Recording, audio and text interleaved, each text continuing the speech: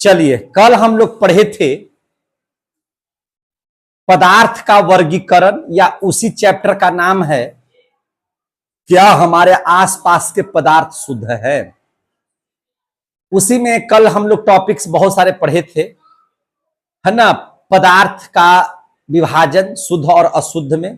शुद्ध में हमने तत्व यौगिक पढ़ा था, अशुद्ध पदार्थ में हमने मिश्रण को पढ़ा था। उसके बाद मिश्रण में हम लोग समांगी मिश्रण और विसमांगी मिश्रण का अध्ययन किया था। उसके बाद हम लोगों ने सांद्रता पढ़ा था, विलयन पढ़ा था, है ना, विलय पढ़ा था, विलयता पढ़ा था। जैसे जैसे हम लोग आगे बढ़े थे तो आपको याद होगा कि सांद्रता के आधार पर विलयन के प्रकार पढ़े थे। 3 प्रकार के हम लोगों ने उसको पढ़ाने का काम किया था, असंतृप्त, संतृप्त और अति संतृप्त। और अब हमको पढ़ाना था कण के आधार पर। जो कण होते हैं, जैसे चीनी वगैरह सब क्या है, कण है। तो कण के आधार पर विलयन के प्रकार आज हम लोगों का टॉपिक है। वहीं से हम लोगों को शुरू करना है। तो लेट न करते हुए हम चाहते हैं कि अपनी पढ़ाई को शुरू किया जाए, ताकि आप लोगों को किसी भी प्रकार की कोई दिक्कत न हो। तो चलिए, आज हम लोग पढ़ेंगे कण के आधार पर। कण के आधार पर विलयन का प्रकार। विलयन का प्रकार ध्यान से समझिए। कण के आधार पर विलयन का प्रकार। किसके आधार पर? कण के आधार पर। तो कण के आधार पर विलयन 3 प्रकार के होते हैं। कितने प्रकार के होते हैं? 3 प्रकार के। याद रखिए, कितने प्रकार के होते हैं? 3 प्रकार के। एक को कहते हैं वास्तविक विलयन। एक को कहा जाता है वास्तविक विलयन। आपने पढ़ा भी था वास्तविक विलयन, समांगी विलयन, है ना। उसके बाद दूसरा होता है इसमें कोलाइड। क्या होता है? कोलाइड। एक और होता है जिसका नाम है क्या चीज? कोलाइड। और इसके बाद एक और देखिएगा कण के आधार पर, जो उसमें कण पाए जाते हैं सॉल्यूशन में, जो विलयन तैयार होता है उसमें जो कण पाए जाते हैं, उसमें एक होता है सबसे पहले वास्तविक विलयन के कण कैसे होंगे, जो कोलाइड होगा उसके कण कैसे होंगे। और एक होता है निलंबन। क्या होता है? निलंबन। इसके कण कैसे होंगे, इस पर हम लोग आज अध्ययन करेंगे। तो ध्यान से समझिए, बारी बारी से हम लोग देखेंगे, इसका अंतर भी समझेंगे, साथ ही इसकी विशेषता भी इसी में साथ ही चला जाएगा। अंतर ही विशेषता है, समझे कि नहीं? तो आप देखिए, वास्तविक विलयन में सबसे पहले आप इस चीज को जानिए। एक उदाहरण हम दे देते हैं कि किसको वास्तविक विलयन कहेंगे। वह विलयन जिसके प्रत्येक कण बढ़िया से घुल मिल जाए, है ना, जिसके कण हम लोगों को दिखाई तक नहीं दे, वो सब के सब वास्तविक विलयन के अंतर्गत में आएंगे। जैसे आपने देखा था कि आपने लिया था पानी और चीनी के घोल।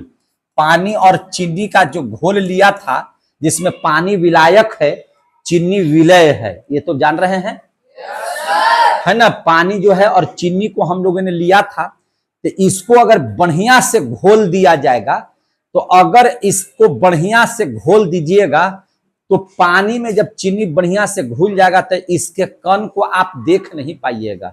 इसके कण खूब बढ़िया से मिल जाएंगे। और जिसमें इस तरह की बातें होती हैं जो बढ़िया से मिल जाए, है कि नहीं, उसी को हम लोग क्या कहते हैं? वास्तविक विलयन।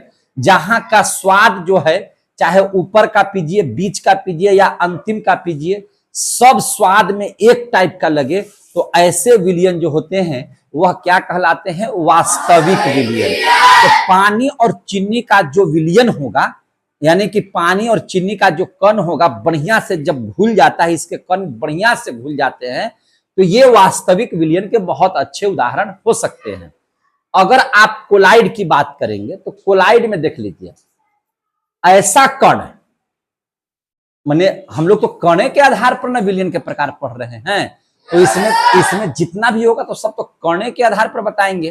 तो इसके आप कह सकते हैं कि वास्तविक विलयन के कण बहुत अच्छे तरीके से घुल जाते हैं।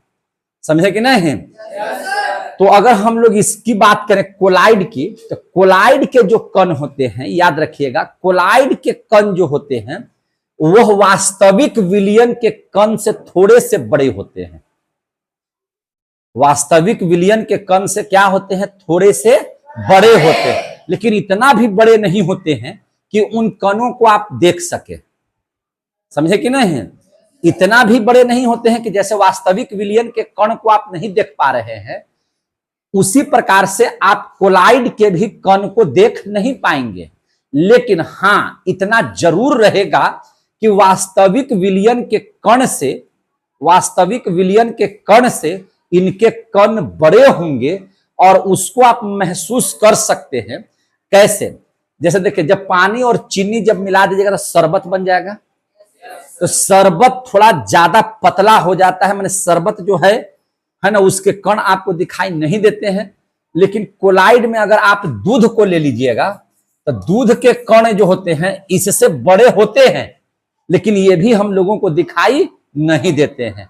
तो आपसे पूछा जाएगा कि शरबत कौन सा विलयन है, तो भैया वो तो वास्तविक विलयन है। और दूध कैसा विलयन है? तो यह कोलाइडी विलयन है। कैसा विलयन है? कोलाइडी।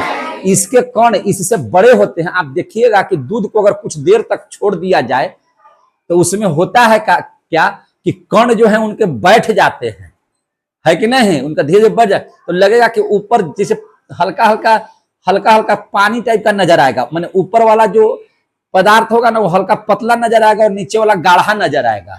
और जब उसको पूरा हिला दीजिएगा तो फिर से आप लगेगा कि नहीं, तो दूधे है।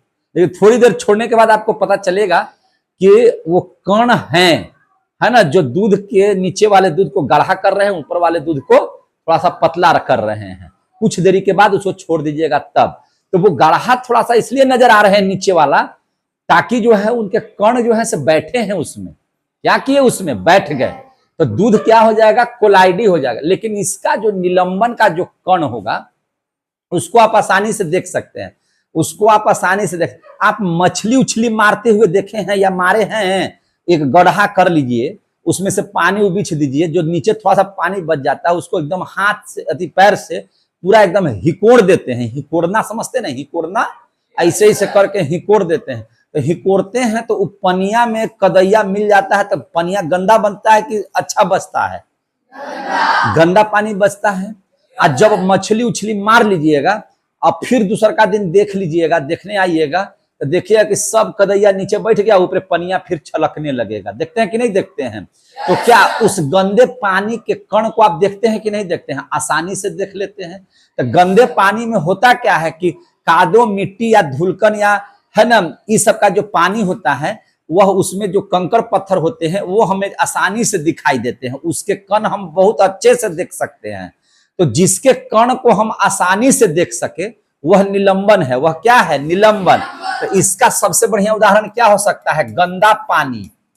कौन सा पानी? गंदा पानी। या कह सकते हैं देहाती भाषा में किदोड़ वाला पानी। किदोड़ वाला पानी, ये भी लिख दी है बगल में, किदोड़ वाला पानी। समझ में आ रही है बात ना?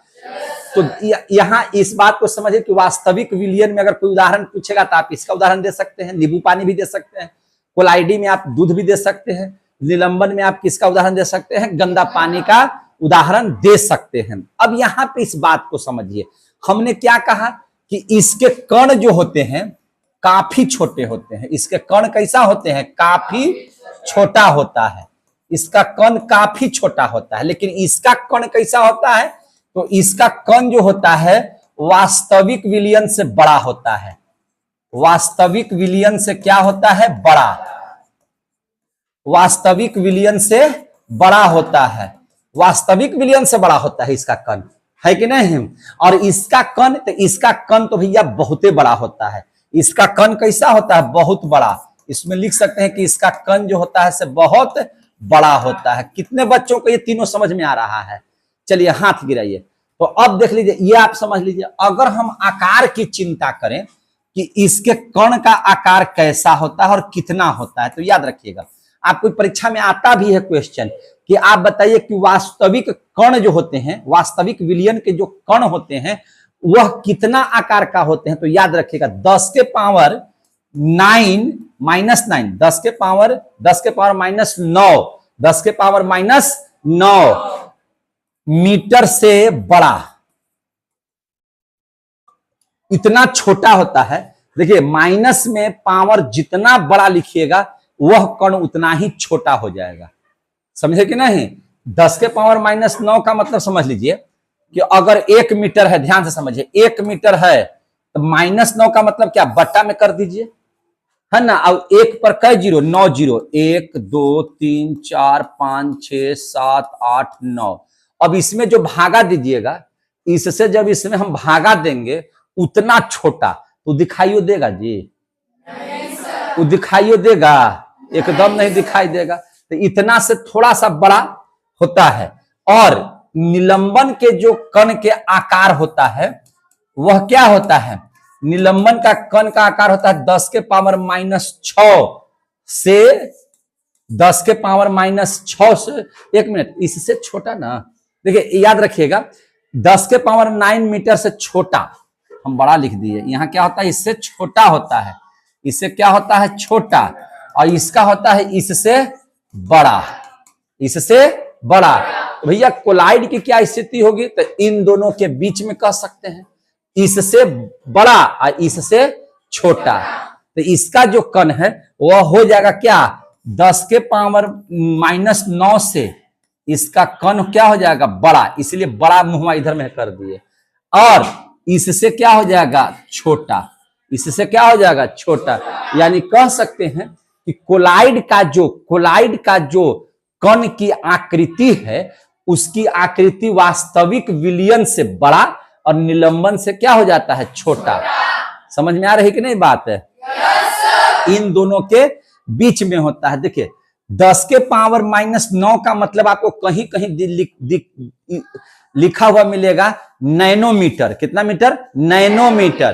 तो इसको हम लोग 10 के पावर 9 को हम लोग कह सकते हैं 1 नैनोमीटर, 1 एनएम, मतलब क्या हो गया, नैनोमीटर। इसको क्या कह सकते हैं, नैनोमीटर। हम आपको पढ़ाए भी होंगे, जब 10 के पावर माइनस 3 है तब मिलीमीटर नहीं पढ़ाए हैं, और 10 के पावर माइनस 6 है तो माइक्रोमीटर। क्या पढ़ेंगे इसको, माइक्रोमीटर। इसको हम लोग कह सकते हैं 1 माइक्रोमीटर। ये जो युवा में है इसे खींचेगा तो ये हो जाएगा माइक्रोमीटर, इसको कहते हैं माइक्रोमीटर। तो कहीं कहीं अगर 1 माइक्रोमीटर लिखा हुआ है इसका मतलब है कि 10 के पावर माइनस 6। अगर नैनोमीटर लिखा हुआ था 10 के पावर माइनस 9। अगर मान के चलिए कि आपको लिखा हुआ 10 के पावर माइनस 3 तो ये हो जाएगा मिलीमीटर। ये क्या हो जाएगा, मिलीमीटर।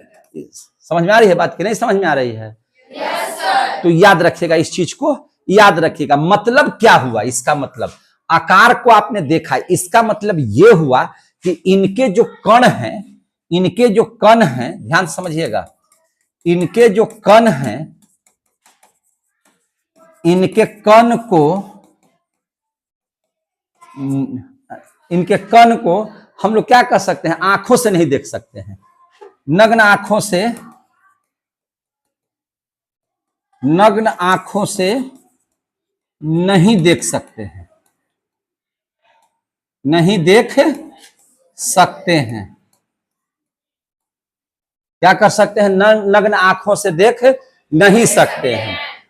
अब बताइए जरा सा, तो क्या इनको देख सकते हैं? नहीं, ये इतने भी बड़े नहीं होते हैं, इससे थोड़ा बड़े होते हैं कण, लेकिन इतना बड़ा नहीं होता कि इसको आप देख सके।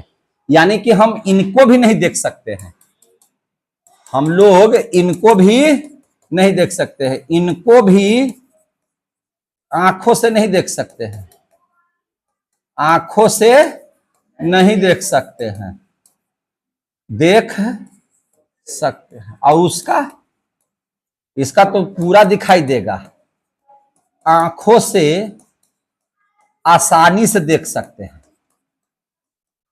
आसानी से देख सकते हैं। समझ में आ रहा है सबको? इसके कण को हम लोग आसानी से देख सकते हैं, इनको भी आंखों से नहीं देख सकते हैं, इनको आसानी से देख सकते हैं, इन दोनों को आसानी से हम लोग देख नहीं सकते हैं।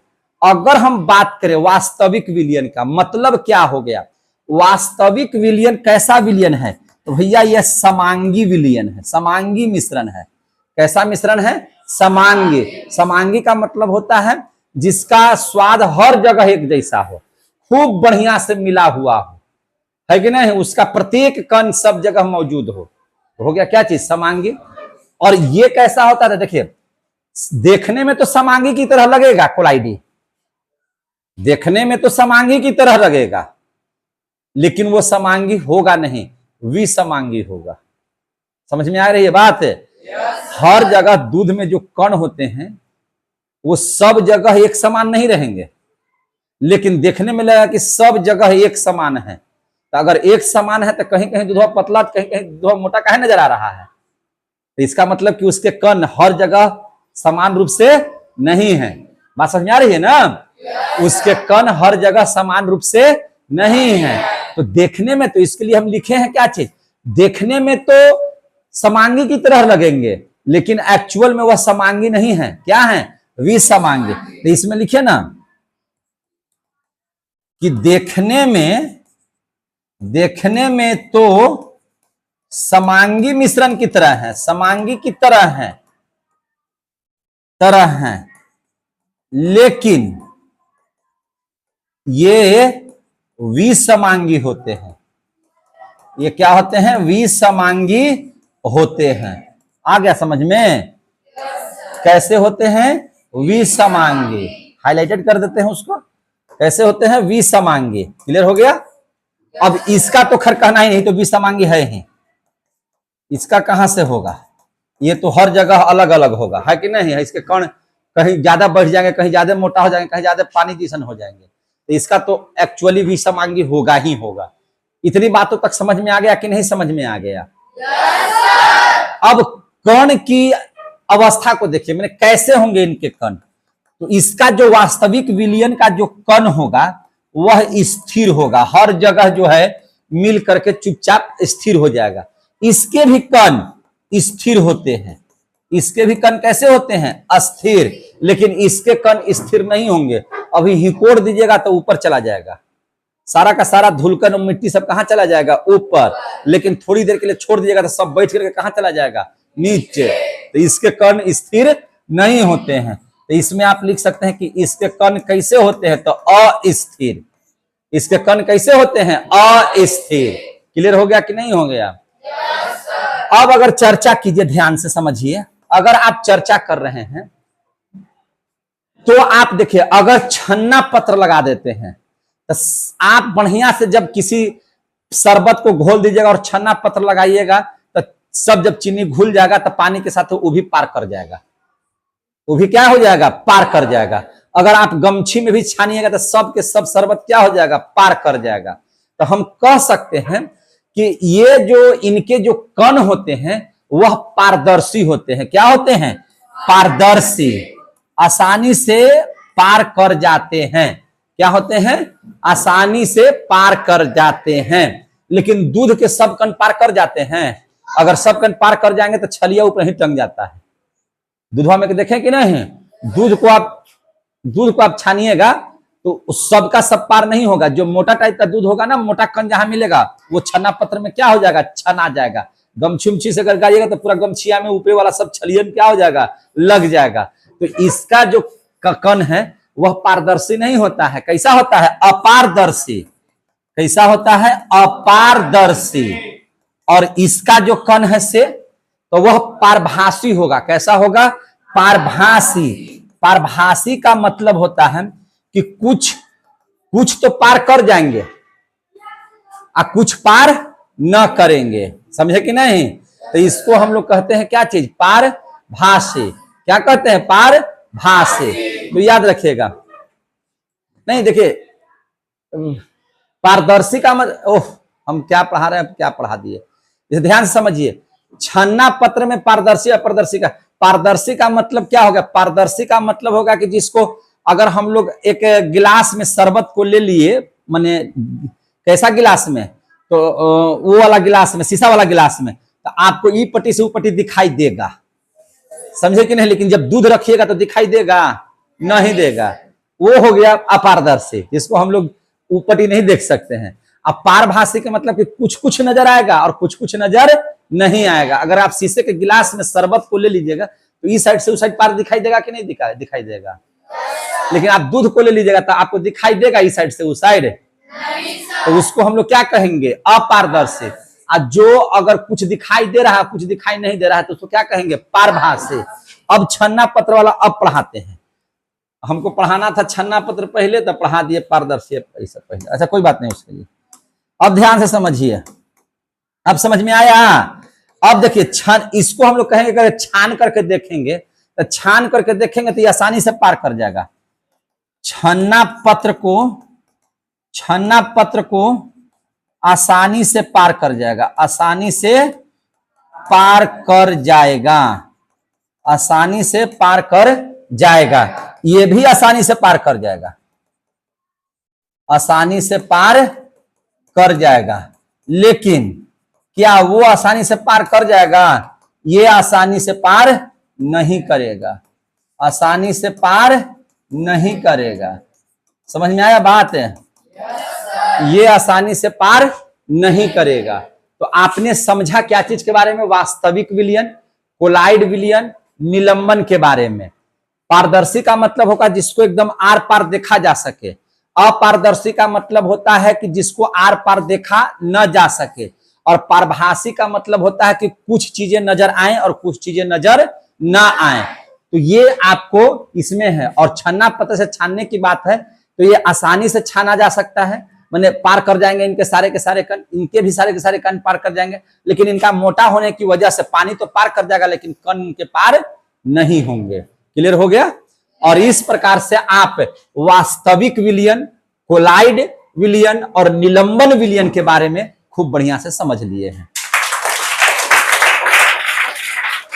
चलिए, इसमें हम लोगों को मुख्य रूप से पढ़ना है कोलाइड के प्रकार। क्या पढ़ना है? कोलाइड के प्रकार। तो ध्यान से समझिएगा कोलाइड के प्रकार को। हम लोग समझेंगे कोलाइड के प्रकार को बहुत अच्छे से। देखिए ध्यान से, कोलाइड के प्रकार, कोलाइड के प्रकार ध्यान से समझिए। सबसे पहले देखिए, जो कोलाइड होते हैं, कोलाइड माने कोलाइड भी एक प्रकार का विलयन है जिसके कण वास्तविक विलयन के कण से बड़े होते हैं। बस यही ना हम लोग जान रहे हैं। तो अब समझिएगा कोलाइड के प्रकार। तो देखिए, निश्चित है कि कोई विलयन हो उसमें दो चीज होते हैं, एक विलय होता है, एक विलायक होता है। विलय की मात्रा कम होती है, विलायक की मात्रा ज्यादा होती है। ये बात तो आप लोग बहुत अच्छे से जान रहे हैं। देखिए एक चीज को समझिएगा।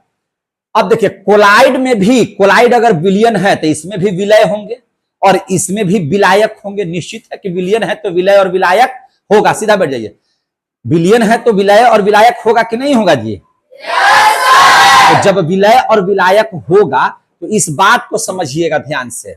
अगर कोलाइड में कोई विलय है, कोलाइड में अगर कोई विलय है तो कोलाइड में जो विलय है उसको क्या कहा जाता है? तो देखिए कोलाइड में जो विलय होता है उस विलय को, विलय का मतलब कि जो कम मात्रा में हो।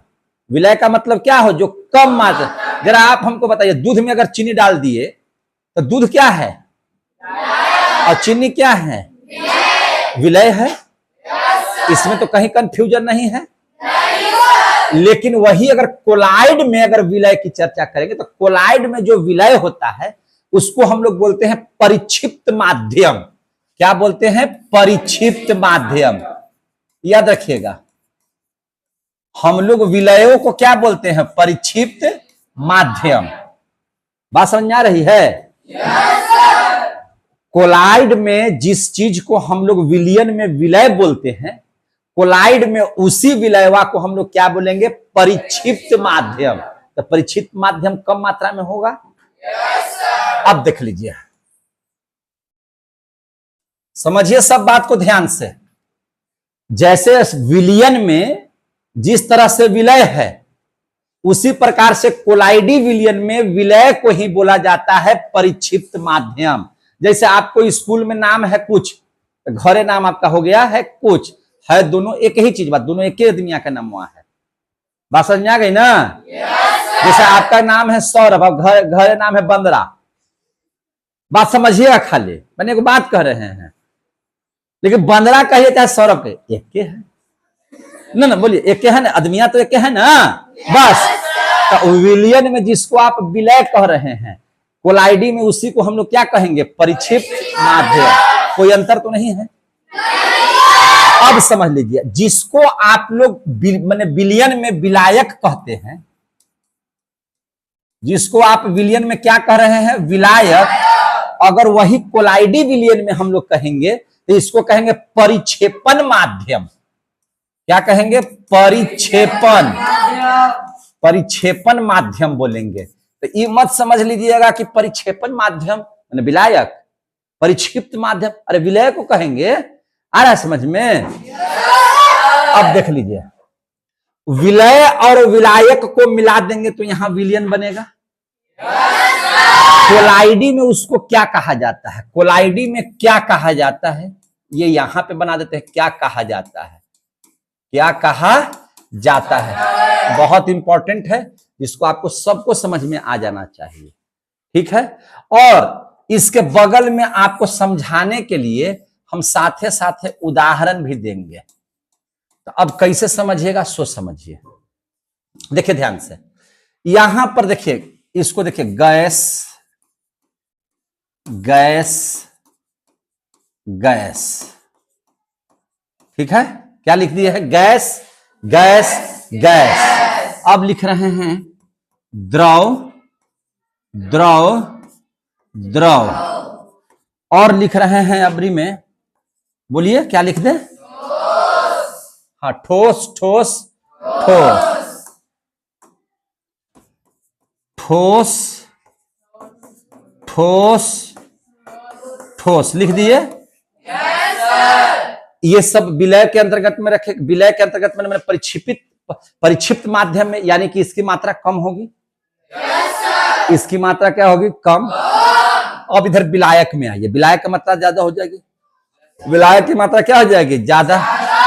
अब इसके सामने लिखिए गैस, द्रव, इसके सामने लिखिए द्रव, इसके सामने लिखिए ठोस, इसके सामने लिखिए गैस, द्रव, ठोस, फिर लिखिए गैस, द्रव, ठोस। याद रखिएगा। अब आप इस बात को समझिए ध्यान से, जो विलय है इसकी मात्रा क्या रहेगी, कम। जो विलय है इसकी मात्रा क्या है, कम। तो इस सब है कम कम, कम के मतलब हम नीचे में दिखा रहे हैं कि कम कम है। इसकी मात्रा क्या होगी, ज्यादा। इसकी मात्रा क्या हो जाएगी, ज्यादा। ज्यादा को हम ऊपर में दिखाते हैं कि भैया ये ज्यादा है, ये क्या है, ज्यादा है। समझते चलिएगा, ठीक है। अब स्थिति को समझिए। सबसे पहले, अगर किसी विलियन, किसी कोलाइडी विलियन में परिक्षिप्त माध्यम गैस है और परिक्षेपण माध्यम भी गैस है, हमको गैस में गैस से विलियन का निर्माण करना है, कोलाइडी का निर्माण करना है। दो था, समझ में आ रही है बात ना। अगर विलय भी गैस है और विलायक भी गैस है, परिक्षिप्त माध्यम भी गैस है, परिक्षेपण माध्यम भी गैस है, एगो थोड़ा कम होगा, एगो गैस हुआ ज्यादा होगा। तो अगर इन दोनों को मिलाएंगे तो इसको क्या कहा जाता है, तो याद रखिए, याद इस बात को रखिए कि कोलाइडी विलियन में अगर गैस परिक्षिप्त माध्यम में है और परिक्षेपण माध्यम में भी गैस है, तो किसी भी कोलाइड की संरचना नहीं होगी, किसी भी कोलाइड का निर्माण नहीं होगा। ये वाला जो सिस्टम है ये संभव नहीं है, इसको अब हम लोगों को छोड़ देना है। अब इसके बाद हम लोग कोलाइड गिनिए तो कैगो हो गया, 1 2 3 4 5 6 7 8। याद है कि कल पढ़ाए थे कि हम कोलाइडी आपको 8 को पढ़ाएंगे। Yes sir. कोलाइडी विलियन हम 8 तरह के पढ़ाएंगे, तो आगे 8 को सामने। Yes sir. अब ध्यान से समझिएगा, अब इस बात को ध्यान से समझिए। अब तो इसकी चर्चा ही नहीं करना है भैया, गैस में गैस का कोलाइड होता ही नहीं है। तो अब बताइए, विलय है गैस, परिक्षिप्त माध्यम है गैस, विलायक है द्रव। तो जब गैस की मात्रा कम हो और उसमें मिला दे रहे हैं द्रव की मात्रा ज्यादा हो, जब विलायक द्रव्य हो और उसकी मात्रा ज्यादा हो, विलय गैस हो और उसकी मात्रा कम हो, तो इन दोनों से, ध्यान समझिएगा, इन दोनों से जो यहां पर कोलाइड का निर्माण होगा, उस कोलाइड को कहते हैं फोम। उस कोलाइड को क्या कहते हैं? फोम। याद रखिएगा। तो अब यहां पे आपसे क्वेश्चन पूछा जाता है कि आप लोग जवाब दीजिए कि परिक्षिप्त माध्यम गैस। तो जैसे ही हम परिक्षिप्त की बात करेंगे तो परिक्षिप्त का मतलब समझ लीजिएगा कि थोड़ा सा गैस होगा उसमें, और परिक्षेपण माध्यम है क्या चीज? द्रव। तो उससे जो विलयन तैयार होगा, उससे जो कोलाइड तैयार होगा, उस कोलाइड का नाम क्या होगा? फोम। और इसका एक उदाहरण दीजिए तो आप ध्यान से समझिए। जितना भी क्रीम लगाते हैं, जितना भी फेयर एंड लवली, विको, जो भी क्रीम आप मुंह नाक में चपोतते हैं, जितने भी लोग आप लोग सुंदर बनने के लिए जो क्रीम का इस्तेमाल करते हैं, वह क्रीम कैसा कोलाइड है? तो उसको फोम कहेंगे। और उसमें है क्या चीज? तो गैस की मात्रा थोड़ी कम है ना, वह परिक्षिप्त माध्यम में है, और द्रव की मात्रा उसमें परिक्षेपण माध्यम में। क्लियर हो गया? अब देख लीजिए, अब देखिए, वैसा कोलाइड जिसका गैस परिक्षिप्त माध्यम हो और ठोस परिक्षेपण माध्यम हो, यानी कि ठोस की मात्रा क्या हो? ज्यादा, और गैस की मात्रा क्या हो? कम। उसको हम लोग क्या बोलेंगे? तो इसको हम लोग बोलते हैं, कौन सा कोलाइड बोलेंगे? तो इसको बोलेंगे सॉलिड फॉर्म। सीधा बढ़ जाइए पहले, उसको हम लोग क्या बोलेंगे? Solid form. इसको हम लोग बोलेंगे सॉलिड फॉर्म। सॉलिड फॉर्म के अंतर्गत में कौन से एग्जाम्पल आ सकते हैं? तो आप पाव रोटी खाए होंगे। क्या खाए होंगे? पाव रोटी। ब्रेड जिसको हम लोग कहते हैं पाव रोटी। तो पाव रोटी है या जो ब्रेड हम लोग बोलते हैं, वह सॉलिड फॉर्म है। वह क्या है? Solid form. वो भी एक तरह से क्या है? कोलाइड है। वो भी क्या है? कोलाइड है। लेकिन कैसा कोलाइड है? तो सॉलिड फॉर्म कोलाइड है, यानी कि उसमें गैस की मात्रा कम है और ठोस की मात्रा उसमें क्या है? ज्यादा है, जिसके कारण से वह क्या हो जाता है? फूला हुआ रहता है। वह क्या रहता है? फूला हुआ। अब चलिए, जिसमें परिक्षिप्त मात्रा द्रव अवस्था में हो और विलायक गैस ज्यादा हो। द्रव यानी कि विलय की मात्रा द्रव, और विलायक गैस यानी कि गैस की मात्रा ज्यादा हो और द्रव्य कम हो। द्रव क्या है? कम है। तो ऐसे, चूंकि विलय की मात्रा तो हमेशा कम ही न रहती है और विलायक की मात्रा ज्यादा, तो गैस की मात्रा इसमें ज्यादा है और द्रव क्या है? इसमें कम है। तो ऐसे कोलाइड को हम लोग क्या बोलते हैं? तो एरोसॉल। ऐसे कोलाइड को हम लोग क्या बोलते हैं? एरोसॉल। इसको बोला जाता है एरोसॉल। क्या बोलते हैं? एरोसॉल। और एरोसॉल में आप देखिएगा तो आप परफ्यूम सेंट वगैरह लगाते हैं कि नहीं लगाते हैं? तो आप देखिएगा, सेंटवा जब लगाइएगा ना, तो उसमें से फुस गैस निकलेगा, और थोड़ी देर तक और दबा दीजिएगा ना, तो थोड़ा थोड़ा पानी टाइप का भी निकलेगा। कितने बच्चे परफ्यूम लगाए हैं? सब बताइए, परफ्यूम लगाते हैं कि नहीं लगाते हैं? तो आप परफ्यूम को देखिए ना दबा करके, तो गैस रहेगा, सब निकलेगा, और थोड़ी सी मात्रा में क्या निकलेगा? द्रव। क्योंकि थोड़ी सी मात्रा में इसमें द्रव है और ज्यादा मात्रा में क्या है? गैस। तो इन दोनों के मिश्रण को, इन दोनों से बना हुआ विलयन को, इन दोनों से बना हुआ कोलाइड को हम लोग एरोसॉल कहते हैं। और एरोसॉल का सबसे बढ़िया उदाहरण क्या है? परफ्यूम। क्या है? परफ्यूम। तो जितने भी इस यहां पे परफ्यूम हैं, सारे के सारे परफ्यूम कोलाइड है। कैसे कोलाइड है? तो एरोसॉल है। एरोसॉल का मतलब क्या हो गया? कि जिसमें द्रव की मात्रा कम, द्रव विलय के रूप में, और गैस विलायक के रूप में। द्रव किस मात्रा में? तो परिक्षिप्त माध्यम में, और गैस किस मात्रा में? तो परिक्षेपण माध्यम में। क्लियर हो गया? अब देख लीजिए, जैसे द्रव में द्रव, जैसे दूध में पानी, दूध भी द्रव, पानी भी द्रव। समझ में आ रही है कि नहीं बात? तो जब आप द्रव में द्रव जिसको आप लोग बोलते हैं, इस कोलाइडी को, जैसे द्रव में द्रव की जो विलयन तैयार होता है, तो उससे जो कोलाइडी का निर्माण होता है, जो जिस कोलाइड का निर्माण होता है उसको हम लोग कहते हैं इमल्सन। उसको क्या बोलते हैं? इमल्सन। इमल्सन, इमल्सन, या इसी को कहते हैं क्या चीज? पायस। इसी को क्या कहते हैं? पायस। तो आप देखिएगा दूध क्या है? दूध में हम लोग पानी को मिला दीजिए तो उसी को कहेंगे वह इमल्सन है। फिर शराब देखे हैं, शराब में हम लोग पानी मिला के पीते हैं। शराब लेते हैं, थोड़ा सा पानी डालते हैं, ढेर सारा। तो शराब भी क्या है? द्रव है। और पानी भी क्या है? द्रव है। दोनों के एक में मिला दिए तो क्या बन गया? इमल्सन। क्या बन गया? पायस। है कि नहीं? तो ये इसका उदाहरण हो सकता है। द्रव में द्रव का उदाहरण क्या हो सकता है? दूध और शराब। है कि नहीं?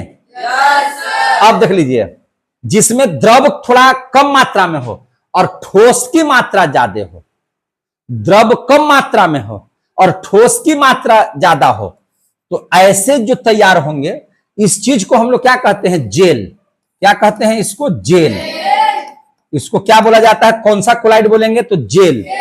पनीर देखे हैं? पनीर, पनीर में द्रव कम होता है और ठोस ज्यादा होता है। पनीर आप देखिएगा तो उसमें क्या रहेगा? ठोस कम, ठोस ज्यादा और द्रव कम। आप मक्खन खाएं, मक्खन, मक्खन में पानी की मात्रा कम होती है और ठोस की मात्रा क्या होती है? ज्यादा। तो जेल के अंतर्गत में कौन कौन सी चीज आ सकते हैं? मक्खन, पनीर, इसके उदाहरण हो सकते हैं। और ये सब कौन सा कोलाइड है? तो जेल। कौन सा कोलाइड है? जेल। और कोलाइड मीन्स क्या चीज? विलियन। कैसा विलियन? कैसा विलियन? माने कैसा विलियन? तो वह कोलाइडी विलियन है। विलियन तो आपका निलंबन भी है, कोलाइड विलियन तो आपका वास्तविक भी है ना? विलियन तो आपका संतृप्त असंतृप्त सब है, लेकिन कैसा विलियन? नहीं, कोलाइड विलियन। कोलाइड विलियन में सर क्या नाम होगा? तो जेल। अब देख लीजिए, ठोस की मात्रा कम है और गैस ज्यादा है। ठोस की मात्रा क्या है? और गैस ज्यादा है। तो यानी कि इसमें गैस परिक्षेपण माध्यम है, ठोस परिक्षिप्त माध्यम है। इनसे जो बन करके जो तैयार होता है कोलाइड, तो चूंकि ठोस है तो इसको हम लोग कहेंगे सॉलिड, है ना? इसको ठोस की वजह से क्या कह देंगे? सॉलिड। और इस सॉलिड क्या है? एरोसॉल। यहां एरोसॉल था, ये सॉलिड एरोसॉल है। ये कैसा एरोसॉल है? Solid aerosol. अब देखिए तो जरा सा आप लोग, आप देखिए धूलकन देखे हैं? धूलकन, धूलकन क्या है? धूलकन में बहुत सारी गैसें हैं, तब ना वो हवा में उड़ रहा है धूलकन। और उसमें भी कण है, छोटा छोटा सा कण है, तो ठोस की अवस्था में है। तो ठोस हो गया थोड़ा सा, अब गैस हो गया ज्यादा, तो सॉलिड एरोसॉल। और उसके अंतर्गत में क्या आ जाएगा? धूलकन। क्या आ जाएगा? धूलकन। या धुआं देखेंगे ना, धुआं, तो धुआं में गैस की मात्रा ज्यादा है और ठोस की मात्रा उसमें क्या है? कम। तो धुआं हो गया, धूलकन हो गया, वो सब क्या है? सॉलिड एरोसॉल है। सब कोलाइड है, लेकिन कैसा कोलाइड है? तो सॉलिड एरोसॉल है। अब देख लीजिए यहां पे जरा सा ध्यान समझिएगा। अब वैसा कोलाइड ही हम आपके बीच पेश कर रहे हैं जिसमें ठोस की मात्रा कम और द्रव की मात्रा क्या है? ज्यादा। तो इसको बोलेंगे जब ठोस कम हो और द्रव ज्यादा हो, ठोस विलायक के रूप में हो और द्रव विलायक के रूप में हो। तो भैया ये तो पानी चीनी भी तो वही है ना? पानी ज्यादा मात्रा में है द्रव और चीनी कम मात्रा में है कि नहीं है? तो ये क्या हो गया? तो आपका इसको हम लोग कहेंगे सोल। इसको क्या कहेंगे? सोल। ऐसे कोलाइड को क्या कहेंगे? सोल। और सोल जो होता है उसमें आप शैम्पू का उदाहरण बहुत बढ़िया से फिट कर सकते हैं। आप शरबत का उदाहरण बहुत बढ़िया से फिट कर सकते हैं। होली में रंग खेलते हैं, रंग लगाते हैं, तो रंग कम मात्रा में ठोस है। अब पानी ज्यादा ले लेते हैं, पानी की मात्रा ज्यादा होती है तो द्रव ज्यादा है उसमें भी, है ना? तो ये आप लोग पेंट देखे हैं? पेंट, तो पेंट क्या है? पेंटवा सब ठोस है और उसमें हल्का सा पानी हम लोग क्या कर लेते हैं? हम लोग पानी मिला देते हैं, तो हो गया पेंट। तो पेंट भी इसमें आ सकता है, शरबत भी आ सकता है, और क्या आ सकता है जी? होली का रंग भी आ सकता है। सोल के अंतर्गत में होली का रंग आ सकता है कि नहीं आ सकता है? अब ठोसे ठोस में मिलाना है, ठोसे ठोस मिला करके कोलाइड का निर्माण करना है। तो जब ठोस में ठोस मिलाइएगा तो इसको कहेंगे सॉलिड सोल। क्या बोलेंगे? Solid sol. पीतल देखे ना? पीतल, पीतल किस चीज से बनता है? पिताजी से। पीतल किस चीज से? पिताजी से। तांबा और जिंक। क्लियर हो गया? तांबा और जिंक, है कि नहीं? तांबा और जिंक। तो तांबा भी क्या है? ठोस। जिंक भी क्या है? ठोस। समझ में आ रहा है कि नहीं?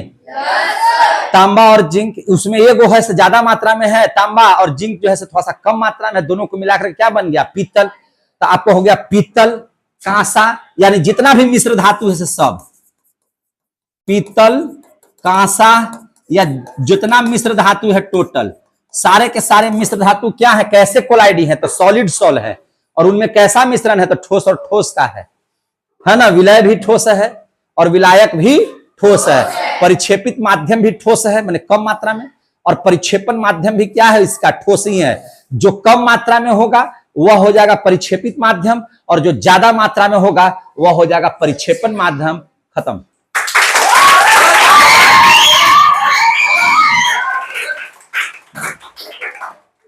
आया समझ में? तो ये आप लोगों ने पढ़ लिया। अब हम लोग जरा सा देखते हैं अगला टॉपिक। अगला टॉपिक क्या है? इसी चैप्टर का, इसी चैप्टर का है। अभी मैंने ये खत्म हुआ। कोलाइडी कितने प्रकार के? 8 प्रकार के टोटल। समझ में आ गया सबको? अब हमको बताइए, फोम किसको कहेंगे?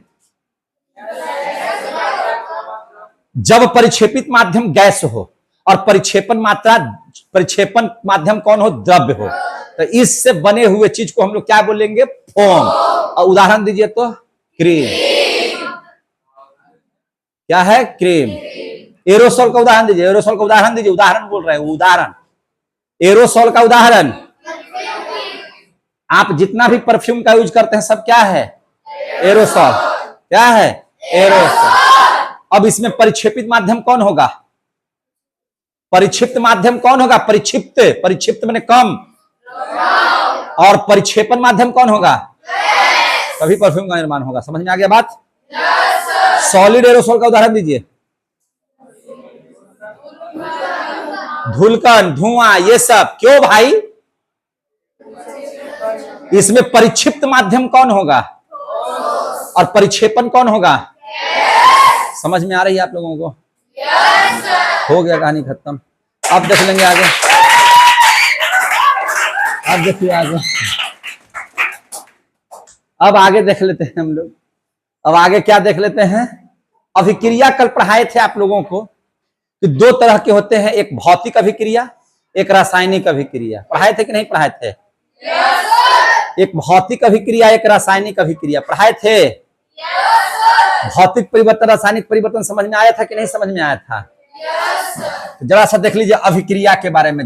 हम अपने हैं कि आप लोगों को समझाते हुए आगे बढ़े। ये है केमिस्ट्री। हार्ड लग रहा है कि आसान लग रहा है आप लोगों को? मजा आ रहा है पढ़ने में? तो याद रखिए, बहुत अच्छा लगेगा, कहीं से दिक्कत नहीं होगा। केमिस्ट्री जो है बहुत इंजीनियरिंग का एक बहुत अच्छा पार्ट है। अगर आपका केमिस्ट्री बढ़िया है तो आप इंजीनियरिंग के एग्जाम में बैठ सकते हैं। आप फिजिक्स पर बढ़िया। देखिए, आपको अगर मेडिकल की तैयारी करनी है तो बायोलॉजी, फिजिक्स, केमिस्ट्री पढ़ना बहुत जरूरी है। अगर आपको इंजीनियरिंग की तैयारी करनी है तो फिर मैथ, फिजिक्स, केमिस्ट्री। अगर आपको नीट की तैयारी करनी है तो biology, chemistry, physics. Medical line का हो गया ये।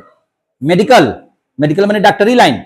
डॉक्टरी लाइन में 3 चीज बहुत अनिवार्य है: biology, physics, chemistry. PCB, physics, chemistry, biology. लेकिन इंजीनियरिंग करना है तो PCM, फिजिक्स, केमिस्ट्री, मैथ। आगे समझ में? तो चाहे इंजीनियरिंग करना हो, चाहे आपको मेडिकल करना हो, भैया इस सब छोड़िए मैटर। या तो आप डॉक्टर बनना चाहते हैं या इंजीनियर बनना चाहते हैं, दोनों में केमिस्ट्री पढ़ना है आप लोगों को जरूरी है। और केमिस्ट्री का आधार यहीं से शुरू हो रहा है, जो समझा रहे हैं। धीरे धीरे केमिस्ट्री बड़ा होते जाएगा। अगर केमिस्ट्री आपका अच्छा नहीं है तो इंजीनियरिंग, डॉक्टरी छोड़ दीजिए, लाइन आप नहीं कर सकते हैं। समझे कि नहीं? इसलिए फिजिक्स और केमिस्ट्री जिसका मजबूत है, और साथ में अगर बायोलॉजी मजबूत है तो डॉक्टरी है, एकदम आपका एकदम सामने परोसा हुआ है। अब मैथ में मजबूत हैं, अब फिजिक्स, केमिस्ट्री ठीक है, तो इंजीनियर बनने के लिए तैयार रहिए। आ रहा है समझ में कि नहीं आ रहा है? तो चलिए, अभिक्रिया हम कितना तरह के पढ़ाए थे? 2 तरह के। एक पढ़ाए थे हम लोग आपको भौतिक अभिक्रिया, फिजिकल रिएक्शन, और एक पढ़ाए थे हम आपको रासायनिक अभिक्रिया। क्या पढ़ाए थे? रासायनिक अभिक्रिया। और कल भौतिक और रासायनिक को हम समझाए भी थे, समझे कि नहीं? अगर आपसे कोई भौतिक परिवर्तन की बात करे, रासायनिक परिवर्तन अभिक्रिया है कि नहीं, तो आप इसको बहुत अच्छे से क्या कर सकते हैं? देखिए, भौतिक अभिक्रिया में आप ऐसे भी लिख सकते हैं। देखिए कैसे लिख सकते हैं। देखिए, वह बदलाव, वह अभिक्रिया जिसमें कोई पदार्थ, लिख देते हैं,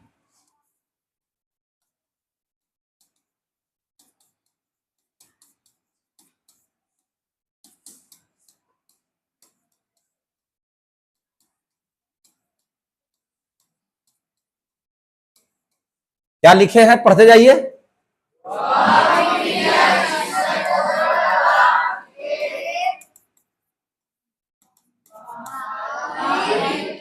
बोलते जाइए।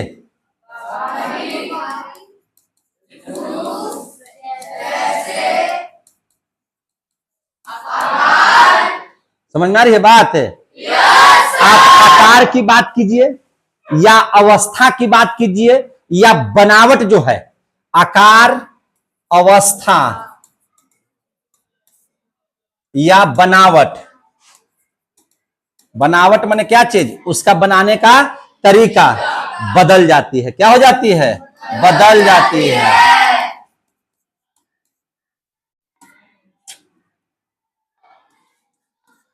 क्या हो जाती है? बदल जाती है। लेकिन उसकी रासायनिक संरचना या पहचान नहीं बदलती है।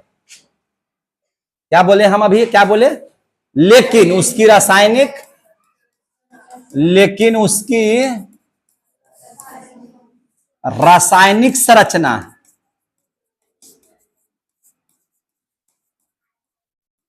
देखिए ध्यान से, उसकी जो रासायनिक संरचना है या उसकी पहचान है, पहचान नहीं बदलती है। समझ में आ रही है बात? नहीं बदलती है। जैसे देखिए, हमको बताइए, चीनी और पानी है, एक में शरबत बना लिए, तो क्या शरबत से आग नहीं बुझेगी? भाई पानी का काम है बुझाना, वहां शरबत तो है तो ये बुझा देगा उसको। आग को जलता हुआ आग को नहीं बुझाएगा कि नहीं बुझाएगा? तो क्या अपना गुण बदल दिया पानी? तो ऐसे परिवर्तन को कौन सा परिवर्तन कहेंगे? भौतिक परिवर्तन।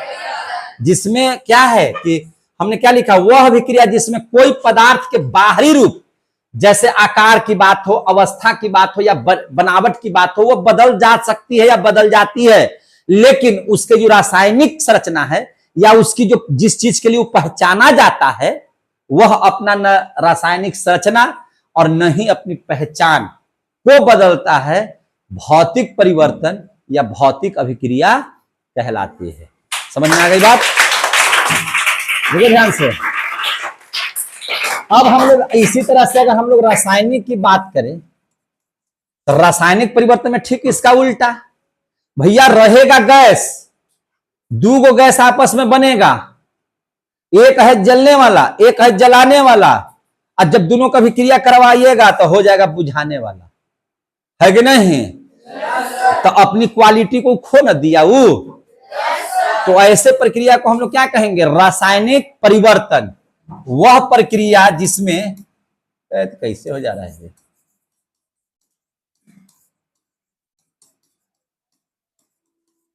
है ना? क्या लिख रहे हैं? वह प्रक्रिया जिसमें एक पदार्थ की रासायनिक संरचना,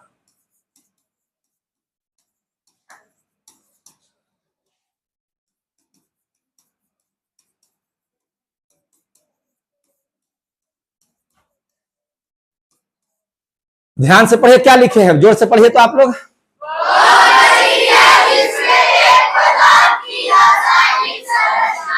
बदल जाती है। क्या हो जाती है? बदल जाती है। क्या इसमें रासायनिक संरचना बदल रही थी क्या? नहीं सर। देखिए नीचे लिखे, रासायनिक संरचना बदल रही थी क्या? नहीं सर। साथ ही और एक नए पदार्थ का, साथ ही क्या है? एक नए पदार्थ का, है ना, निर्माण हो जाता है। क्या हो जाता है? निर्माण। निर्माण हो जाता है। रासायनिक अभिक्रिया जब भी होगी तो नए पदार्थ का क्या हो जाएगा, निर्माण हो जाएगा। आप लीजिएगा कुछ और बन जाएगा फिर कुछ। तो इसीलिए इसमें हम एक चीज और लिखते हैं, जिनके गुण जो है मूल पदार्थ से,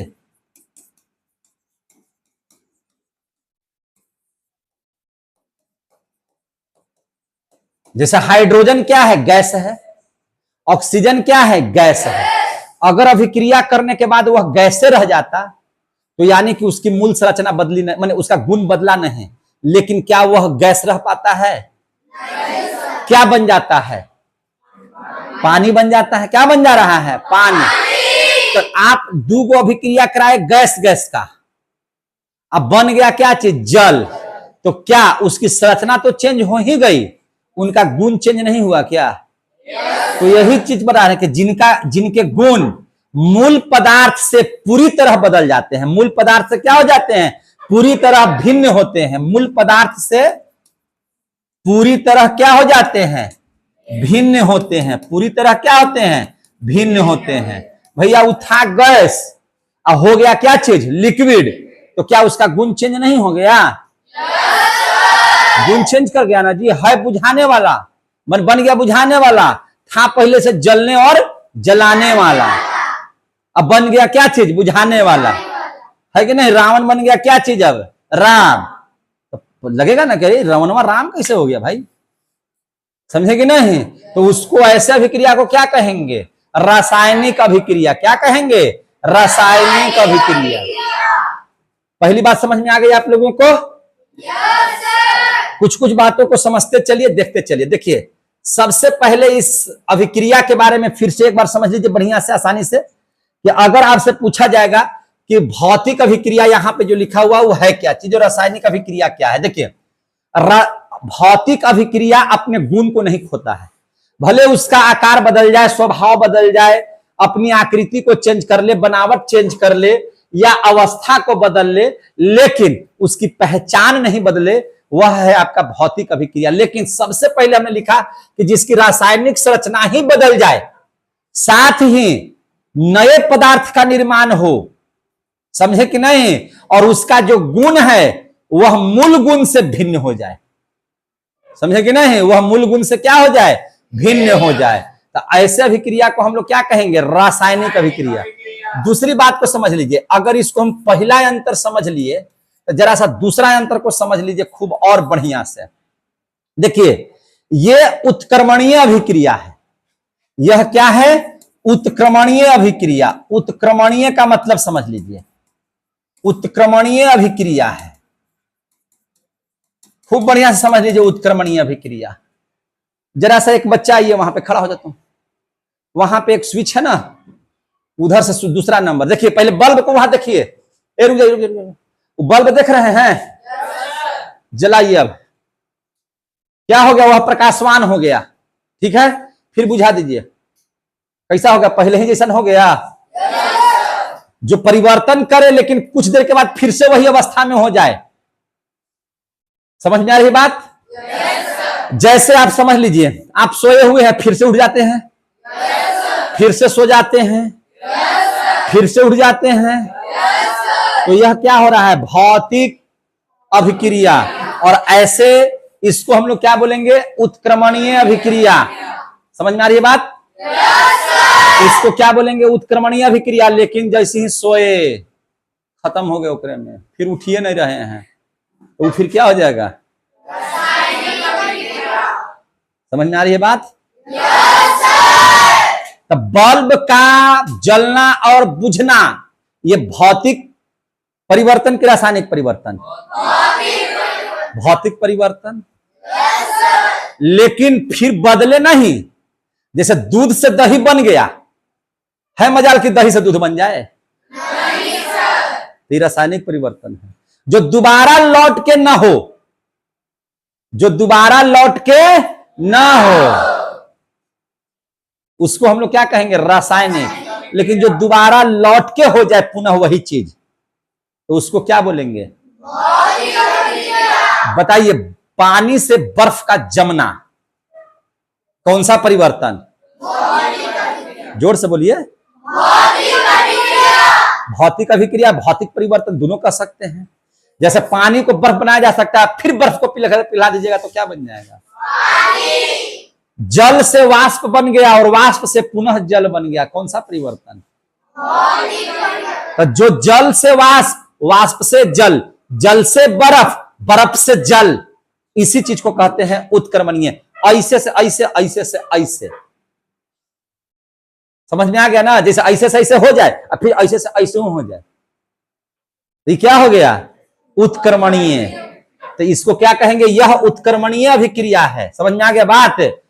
लेकिन ये क्या है? यह अनुत्क्रमणीय अभिक्रिया है। अनुत्क्रमणीय अभिक्रिया, अभिक्रिया है, अनुत्क्रमणीय अभिक्रिया है। एक बार जहां हुआ फिर दोबारा वैसा नहीं होगा। कागज के टुकड़े को लीजिए, माचिस लगा दीजिए, आग उसमें जला दीजिए, तो यह अभिक्रिया कौन सी अभिक्रिया होगी? काहे रासायनिक अभिक्रिया होगी? क्योंकि भैया जला हुआ कागज जो है फिर से कागज नहीं। समझ में आ गया कि नहीं? लेकिन कागज को जल में डुबा करके निकाल दीजिए, क्या हो जाएगा? फिर से सूख जाएगा तो कागज भी रहेगा, है कि नहीं? तो देख लीजिए ध्यान से। तो अब समझ में आया उत्क्रमणीय अभिक्रिया? अनुत्क्रमणीय हो गया, समझ में आया? हम आपको कुछ उदाहरण देंगे जिसको आप लोग समझ लीजिएगा बढ़िया से। क्या इसमें कोई नया पदार्थ बनेगा? इसमें कोई नया पदार्थ नहीं बनता, इसमें कोई नया पदार्थ नहीं बनता है, पदार्थ नहीं बनता है। लेकिन उसकी परिभाषा में लिखल है इसमें नए पदार्थ का निर्माण होता है, इसमें नए पदार्थ का निर्माण होता है। आ रहा है समझ में? इसमें नए पदार्थ का निर्माण होता है। कितने बच्चों को समझ में आ रहा है? हाथ गिराइए। आ रहा है समझ में? अब देख लीजिए चौथा इसमें अंतर जरा सा देख लीजिए। देखिए इसके परिवर्तन में कम ऊर्जा की आवश्यकता है और कम ऊष्मा की आवश्यकता है। हाँ, भौतिक में ऊर्जा भी ज्यादा नहीं लगाना है और नहीं ज्यादा ऊष्मा लगाना है, तो इसमें कम ऊर्जा एवं कम प्रकाश उत्पन्न होता है। इसकी जब अभिक्रिया होगी तो इस अभिक्रिया में देखिए लिखते हैं, इस अभिक्रिया में कम ऊर्जा तथा कम ऊष्मा उत्पन्न होती है। समझ में आ गई बात? कम उत्पन्न होती है, समझ में आ गया? और इसमें तो भैया इसमें अधिक ऊर्जा, अधिक ऊर्जा तथा अधिक ऊष्मा, अधिक ऊष्मा उत्पन्न होता है।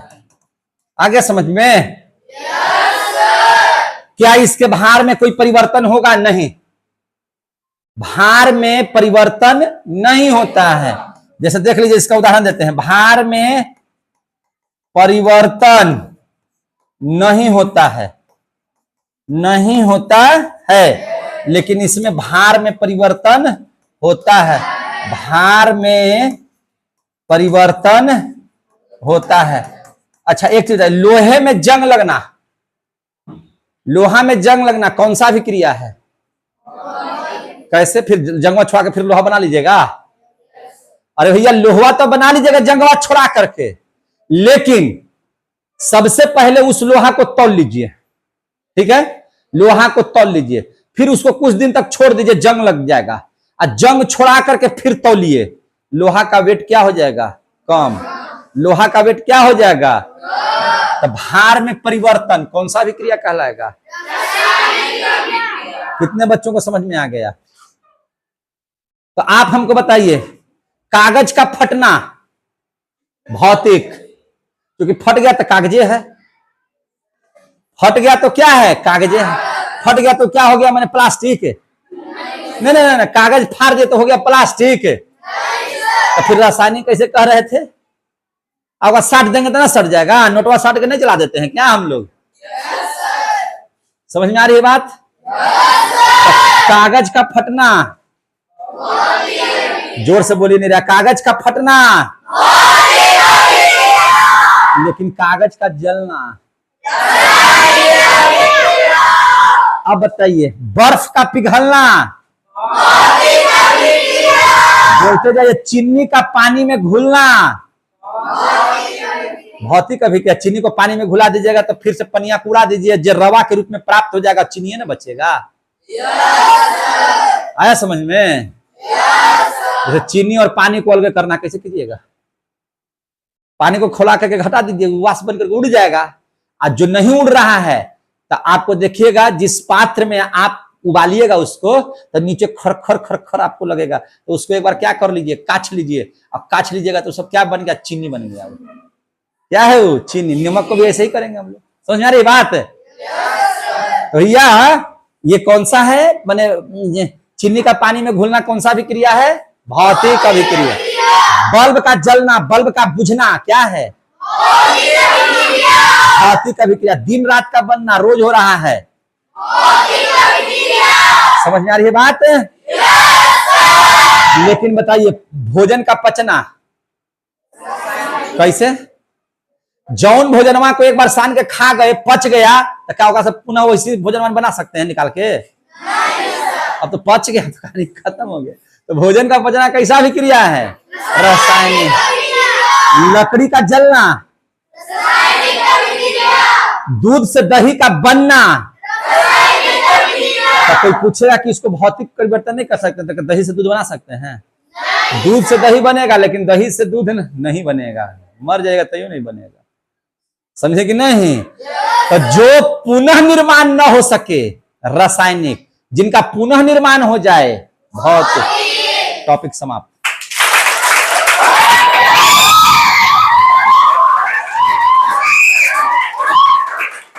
समझ में आया? हमने कहा टॉपिक समाप्त है, चैप्टर समाप्त, टॉपिक समाप्त है। आगे, हालांकि अब हम लोग लास्ट टॉपिक पढ़ रहे हैं, लेकिन बहुत लंबा है। देखिए कैसे से। देखिए, आपने देखा कि हर एक तरह का मिश्रण है। जैसे देखिए, दूध में चीनी मिला दिए, कैसे अलग करेंगे? है ना? आपको जो है से कंकर पत्थर मिला हुआ है चावल में, तो उसको कैसे अलग करेंगे? पानी में तेल मिला गया तो कैसे अलग करेंगे? तो जो मिश्रण होता है, बात समझ आ गई ना? मिश्रण। अगला जो टॉपिक है हम लोगों का, हम उसी टॉपिक पे आते हैं। उस टॉपिक का नाम है मिश्रण को अलग करने की विधि। याद रखिएगा, क्या नाम है? मिश्रण को अलग करने की विधि। अलग करने की विधि, ध्यान से समझिए। मिश्रण को अलग करने की विधि टॉपिक लास्ट है, लेकिन मिश्रण को अलग करने की विधि में हम करीब करीब आपको पढ़ाने जा रहे हैं लगभग 10 विधि। कितना विधि? 10 विधि। जैसे देखिए, सबसे पहला विधि है हाथ से चुन करके। सबसे पहला विधि क्या है? हाथ से चुनकर। तो अब बताइए, हाथ से चुन करके किसी भी, हाथ से अगर आप चुनते हैं किसी भी चीज को, तो कैसे मिश्रण होंगे कि उनको आप हाथ से चुनेंगे? तो निश्चित तौर पर इसमें एक बड़ा कण होगा। एक कैसा कण होगा? बड़ा कण। कैसा कण होगा? बड़ा कण। और एक कैसा होगा? छोटा कण। जो बड़ा कण होगा उसको आप हाथ से चुन सकते हैं। जैसे चावल में मिला हुआ कंकड़ पत्थर, चावल में मिला हुआ कंकड़ पत्थर, मम्मी को देखिएगा रोज सूप में ले लेते हैं, और उसमें से जो बड़ा बड़ा कण है, पत्थर है, उसको चावल में से निकालते जाते हैं, और जो बढ़िया चावल हो गया छट करके उसको अलग रखते हैं कि नहीं रखते हैं? तो उसको कौन सी विधि कहेंगे? हाथ से चुनकर। पहला समाप्त। पहला समाप्त। दूसरा समझिए, मिश्रण को अलग हुआ कि नहीं? जैसे चावल और कंकड़ पत्थर के मिश्रण को कैसे अलग कर सकते हैं? हाथ से चुन करके। क्योंकि चावल से बड़ा कण होता है किसका? पत्थर का, कण का। तो उसको कैसे अलग कर सकते हैं हम लोग? हाथ से चुन करके। क्लियर हो गया कि नहीं हो गया? एक और मिश्रण को अलग करने की विधि है जिसका नाम है वाष्पीकरण। उस विधि का नाम क्या है? वाष्पीकरण विधि। क्या नाम है उसका? वाष्पीकरण। तो यह विधि उसके लिए लगाई जाएगी जिसमें एक पदार्थ विलय होगा और एक पदार्थ विलायक होगा। समझे कि नहीं? अभी हम जस्ट आपको बता रहे थे कि अगर चीनी पानी को अलग करना है तो वाष्पीकरण का इस्तेमाल करना पड़ेगा। क्योंकि वाष्पीकरण में एक विलय चाहिए, तो विलय है कौन? चीनी। और विलायक कौन है? पानी। आप उसको वाष्प बना करके पानी को उड़ा सकते हैं। जो कटोरा में बच गया उजला उजला कलर का, वह क्या बच गया? चीनी का रवा प्राप्त हो गया। या नमक पानी को एक साथ घुल गया, कैसे अलग कीजिएगा? तो पानी उड़ाइए, वाष्पीकरण विधि से न कीजिएगा। तो इसको अलग करने, इसको तो हम लोग लिख सकते हैं चावल में मिला हुआ कंकड़, मिला हुआ कंकड़। इसमें लिख सकते हैं वाष्पीकरण में, इसमें क्या लिख सकते हैं? एग्जाम्पल के तौर पर पानी में मिला हुआ चीनी या नमक।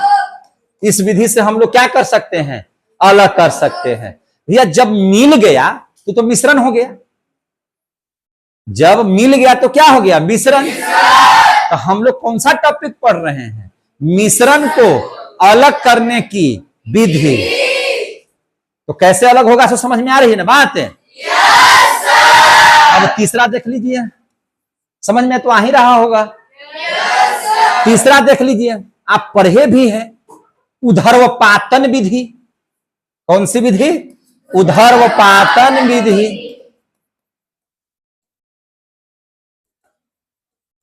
ऊर्ध्वपातन किसे कहते हैं? याद कीजिए, पहला चैप्टर में पढ़ाए थे।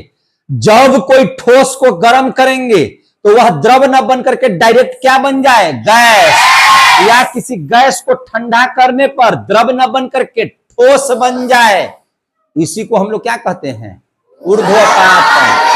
हमने आपको ऊर्ध्वपातित पदार्थों का नाम बताया था।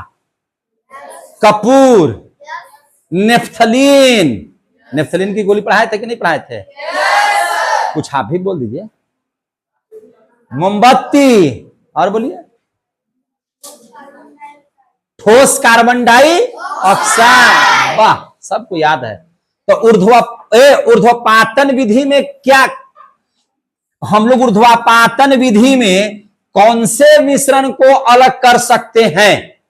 तो देख लीजिए, ऐसे हम मिश्रण को अलग कर सकते हैं जिसमें एक पदार्थ जो है ऊर्ध्वपातित पदार्थ हो।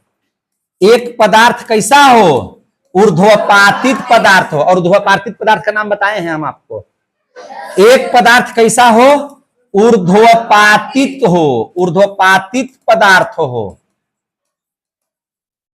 कैसा पदार्थ हो? ऊर्ध्वपातित पदार्थ हो। एक पदार्थ जो है एक अन्य पदार्थ हो, कोई और दूसरा कोई पदार्थ हो। तो जो ऊर्ध्वपातित पदार्थ होगा उसको सीधे गर्म कीजिएगा तो किस में बदल जाएगा? गैस में। जैसे कपूर है तो कपूर को उड़ा दीजिए, है कि नहीं? जैसे मान के चलिए कपूर के साथ कुछ और चीज घुला हुआ है, मिल गया है, तो आप कैसे गए? उसको क्या कर दीजिए? गर्म माचिस मार दीजिए तो कपूरिया जितना होगा सब गैस बन करके क्या हो जाएगा? उड़ जाएगा। जो बाकी बच गया सो पदार्थ अलगे हो गया। समझ में आ गया कि नहीं आ गया? तो आपने उसको कैसे गायब कर दिया? कपूर को किसी चीज से कैसे उड़ा दिया? जला करके। तो इस विधि को हम लोग कौन सी विधि कहेंगे? कितने बच्चों को समझ में आ गया? हो गया तो और गया, तीन खत्म हो गया। आप देख लीजिए, अब चौथा। ऐसी ऐसी 10 गो है, 10 समझा दे रहे हैं। और जैसी 10 खत्म हो जाएगा चैप्टर खत्म। कौन बड़ा चीज है? देखिए, एक और विधि है जिसका नाम है चुंबकीयकरण विधि। या उसको हम लोग कहते हैं चुंबकीय पृथक्करण विधि। चुंबकीय पृथक्करण विधि, पृथक्करण विधि देख लीजिए। ए भाई वह देखिए, सबसे पहले इसमें कैसे पदार्थों को अलग कर सकते हैं, कैसे अलग कर सकते हैं? तो एक ऐसा पदार्थ हो जो चुंबकीय पदार्थ हो। क्या हो? चुंबकीय पदार्थ। जैसे लोहा उहा है, क्या है? लोहा उहा है। तो लोहा है तो चुंबक ले जाइएगा तो क्या हो जाएगा? वह उसमें क्या हो जाएगा? सट जाएगा। कभी भी आप देखिएगा नदी उदी के किनारे बहुत सारे ऐसे लोग होते हैं जो चुंबक रखे हुए रहते हैं। अब आप पैसा उसे डालिएगा ना तो पनिया में चुंबकवा फेंक देगा और उधर से खींच करके ऐसे लेके चले आएगा। जितना उसमें से पैसा उसा होगा सब सट करके क्या हो जाता है? बाहर निकल जाता है। तो पैसा जो है लोहा वाला वह क्या है? चुंबकीय पदार्थ है। और उसका नोटवा सट जाएगा उसमें? हाँ। बोतलिया सट जाएगा? जो चुंबकीय पदार्थ है लोहा उहा है वो सटेगा कि नहीं सटेगा? चुंबके रहेगा तो सट जाएगा कि नहीं सट जाएगा? तो इस विधि से किस पदार्थ को अलग किया जा सकता है? तो कम से कम एक चुंबकीय पदार्थ हो। क्या हो उसमें? एक चुंबकीय पदार्थ हो और कोई अलगे से अन्य पदार्थ हो। अगर ये रहेगा आपस में तो इसको हम लोग किस विधि से अलग करेंगे? चुंबकीय पृथक्करण विधि से। अगर मान लिया जाए कि लोहा का बुरादा रखा हुआ है और उसमें कोई अन्य चीज मिल गया तो आप उसको कैसे अलग कीजिएगा? तो कोई अकबकाने की जरूरत नहीं, आप चुंबकीय चुंबक लेके आइए तो जितना लोहा है उसमें धड़ाक धड़ाक क्या हो जाएगा? सट जाएगा। बाकी जो पदार्थ होगा वो अलग हो जाएगा। और इस विधि से हम लोग क्या कर सकते हैं? चुंबक को अलग माने चुंबकीय पृथक्करण विधि द्वारा अलग कर सकते हैं। आगे समझ में? अब हम लोग देख लेंगे पांचवा विधि। क्या देख लेंगे? पांचवा विधि। और पांचवा विधि में पढ़ेंगे पृथक्कारी कीप द्वारा।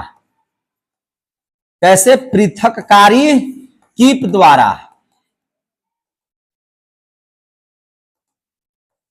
देखिए पृथक्कारी कीप द्वारा कि किसको हम लोग कौन से मिश्रण को अलग करते हैं? तो ध्यान से समझिएगा। वह द्रव, देखिए दो गो द्रव आपस में मिला हुआ है, दो गो द्रव आपस में मिला हुआ है, लेकिन कैसा द्रव? जो अघुलनशील है। अघुलनशील है। जैसे देखिए आप पानी में तेल मिला दिए तो दोनों कभी मिलेगा आपस में? लेकिन दूध में पानी मिला दिए तो मिल जाएगा? पानी में आप चीनी मिला दे तो घुल जाएगा, लेकिन पानी में तेल मिलाइएगा तो घुलेगा? घुल जाएगा? नहीं घुलेगा। तो नहीं घुलेगा। तो दोनों क्या है? अघुलनशील है। तो वैसे द्रव जो आपस में अघुलनशील हो तो इनको अलग करने के लिए हम लोग पृथक्कारी कीप अपनाते हैं। क्या अपनाते हैं? पृथक्कारी कीप। इसमें कितने द्रव का मिश्रण होता है? तो दो द्रव का मिश्रण। दो द्रव का मिश्रण। लेकिन वह दोनों द्रव कैसे होंगे? अघुलनशील। बोलिए मत। दोनों द्रव कैसा होंगे? अघुलनशील, जो घुल नहीं पाएंगे अपने में, यानी कि दोनों क्या हो जाएंगे? अघुलनशील। दो द्रव का ऐसा मिश्रण जो दोनों के दोनों क्या हैं? अघुलनशील हैं। इनको कैसे अलग कर सकते हैं? तो कीप द्वारा। कैसे कीप है? तो देखिए ध्यान से, मान के चलिए कि एक कीप है, यहां पर छन्ना पत्र लगा हुआ है, यहां से एगो टोटी निकाल दीजिए। क्या निकाल दीजिए? टोटी। यहां पर एगो रख दीजिए जहां से इसको बंद करने के लिए है। समझे कि नहीं समझे? अब इसमें स्थिति क्या होगा कि सपोज दैट इसमें आपका तेल पानी मिला हुआ है, डाल दिए तो तेल हल्का होता है यार। तेल क्या होता है? हल्का। वह ऊपर की ओर आ जाएगा। क्या आ जाएगा? ऊपर की ओर। और यहां से क्या कीजिए कि डालिए तो तेल हल्का होने की वजह से क्या हो जाएगा? ऊपर में। यहां से धीरे धीरे खोलिए, नीचे को बर्तन लगे ले रहिए। बर्तन लगे ले रहिए तो देखिएगा जब तक पानी रहेगा तो पनिया तो निकल जाएगा, और जैसे ही तेल का बूंद आएगा बस बंद कर दीजिए, ऊपर में तेल है, तेलवा को अलग कर लीजिए, पनिया को क्या कर लीजिए, अलगे कर लीजिए। समझ में आ गया? और इस विधि के द्वारा हम लोग किसको अलग कर सकते हैं? तेल और पानी को। कोई भी दो द्रव्य ऐसा जो घुलनशील ना हो, उन सभी को अलग कर सकते हैं। हो गया। अच्छा, ये आप पढ़ रहे हैं केमिस्ट्री, इजी वे में पढ़ रहे हैं कि हार्ड वे में पढ़ रहे हैं? और बहुत इजी वे में है। अब ये भी नहीं समझ पाइएगा, अब ये सभी बातें नहीं समझ पाइएगा, तो फिर आप साइंस के स्टूडेंट हो ही नहीं सकते। हाथ से चुनकर वाष्पीकरण, ऊर्ध्वपातन, चुंबकीय पृथक्करण, पृथककारी की 10 गो में 5 गो तो वही फहरा दिए हम। एक के बोर्ड में 10 गो में 5 गो फहरा दिए। 5 गो बच्चा है तो 5 गो के आउट देख लेते हैं जरा सा, देखिए ध्यान से। मिश्रण को अलग करने की विधि है। अब हम लोग पढ़ेंगे कैवा? छठा विधि। अब हम लोग कैवा विधि पढ़ेंगे? छठा विधि। ध्यान से समझिएगा, छठा विधि में हम लोग आ गए हैं। हम लोगों को छठा विधि में पढ़ना है अपकेंद्रीकरण विधि। क्या नाम है इसका? अपकेंद्रीकरण विधि। अपकेंद्रीकरण विधि।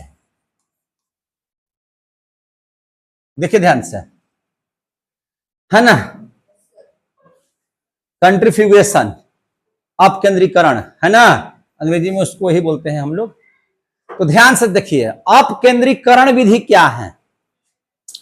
अभी हम लोगों ने देखा था दो द्रव्य ऐसे द्रव्य थे जो आपस में अघुलनशील हैं, लेकिन इस विधि में हम लोगों का जो दो द्रव्य है जो पूरी तरह से घुला हुआ है, जो आपस में क्या है? घुलनशील है। तो घुलनशील अगर है दोनों द्रव्य, तो उसको हम लोग किस विधि से अलग करेंगे? अपकेंद्री विधि से। कैसे करेंगे? अपकेंद्रीकरण विधि से। समझे कि नहीं? लेकिन उसमें होना क्या चाहिए? तो उसमें होगा ये कि एक द्रव्य उसमें भारी होगा और एक द्रव्य उसमें क्या होगा? हल्का होगा। एक का घनत्व ज्यादा होगा और एक का घनत्व कम होगा। घनत्व तो समझ में आ ही रहा होगा। जैसे ठोस का घनत्व ज्यादा है, मतलब क्या कि ठोस के कण जो होते हैं एक ही जगह पर ढेर सारे हो जाते हैं। क्या जी? तो अब देखिए क्या है, अपकेंद्रीकरण विधि में किस मिश्रण को अलग किया जाता है? तो लिखते हैं कि जब दो द्रव्य, क्या लिखे? जब दो द्रव्य पूरी तरह मिला हुआ हो, पूरी तरह मिला हुआ हो। काहे जी, काहे कब कर रही हैं? कोई बात है क्या? जब दो द्रव्य क्या हो? पूरी तरह से मिला हुआ हो, उसमें से एक भारी हो और दूसरा हल्का हो। दूसरा क्या हो? हल्का हो। अब उसको मथना। अपकेंद्रीकरण के मतलब क्या होता है? मथना। मथ दीजिए, समुद्र मंथन धर के हिला दीजिए, कर दीजिए करकरा के। तो इसका मतलब कि आप दूध से मक्खन नहीं निकाले हैं? मक्खन निकालते हुए नहीं देखे हैं? एकदम पूरा बढ़िया से दूधवा में से घी नहीं निकालते हैं जी? कितने बच्चे के यहाँ दूध से दही निकाला जाता है, दूध से मक्खन निकाला जाता है? बताइए तो। मक्खन जो प्योर किसान का बेटा होगा, जिसके यहाँ भैंस गाय होगा, वही ना निकालेगा हो, है ना? तो जिस विधि से दूध से मक्खन को निकाल लिया जाता है, वह कौन सी विधि है? अपकेंद्रीकरण। तो इसमें कोई पक्का हिर नहीं है हो। उनके यहाँ तो खूब दूध होता होगा, एकदम धर के, एकदम रगाड़ा मार करके गर्दा वेले होगा, है ना हो? तो हाथ खड़ा करो जिसके जिसके यहाँ दूध से मक्खन निकालने वाला है। देखिए, 1 2 3 4। जे हथवा उठाए ना रहा हो, ऐसे कर रहा है। पक्का वाला ना है का यार? है ना, रहता इन्हें करकरा रहा है कि नहीं। देखिए एक चीज आपको बताते हैं, जिस ब्राह्मण के घर में पोथी पत्रा नहीं हो, वेद नहीं हो, वो ब्राह्मण नहीं है, याद रखिएगा।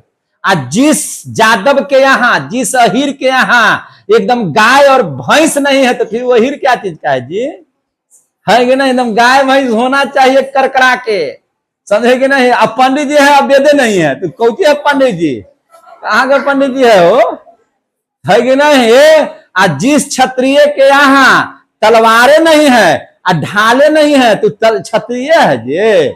निकालो तलवार, भाला गणासा, पहले देख लो, जो होगा सब बाद में फरियाद देंगे, समझे कि नहीं। तो याद रखिए, तो ये सब चीज होना चाहिए, है ना। डंडी मारे वाला तराजू नहीं है, तो बनिया कौन चीज के जी, से न बताइए। पहले तो डंडी मार, है कि नहीं। तो याद रखिए इस सब चीज को, तो ध्यान समझिए। बात समझ में आ रही है ना। तो ये सब चीज ध्यान में रखिए। तो क्या है, आप केंद्रीय मथ करके, कैसे मथ करके। तो इस विधि में किसको आप, इसका सबसे अच्छा उदाहरण है, दूध से मक्खन को निकाल दीजिए। इसमें क्या है, एक भारी है और एक हल्का है। अब बताइए, इसमें दूध का घनत्व ज्यादा होगा कि मक्खन का। अरे भैया दूध का ज्यादा ना होगा, दूधवा घनत्व ज्यादा तो बैठ जाएगा, मक्खनवा ऊपर आ जाएगा। मक्खनवा ऊपर आने का मतलब है कि मक्खन का घनत्व क्या है, कम है, उसका वजन क्या है, हल्का है। और दूधवा के वजनवा क्या है, भारी है, गद से नीचे बैठ गया, वो मक्खनवा गद से ऊपर आ गया, है ना। इस विधि को हम लोग कौन सी विधि कहेंगे, आप केंद्र, बुझाया। ये तो खाली तेल पिलावन लाठी ले रहता है।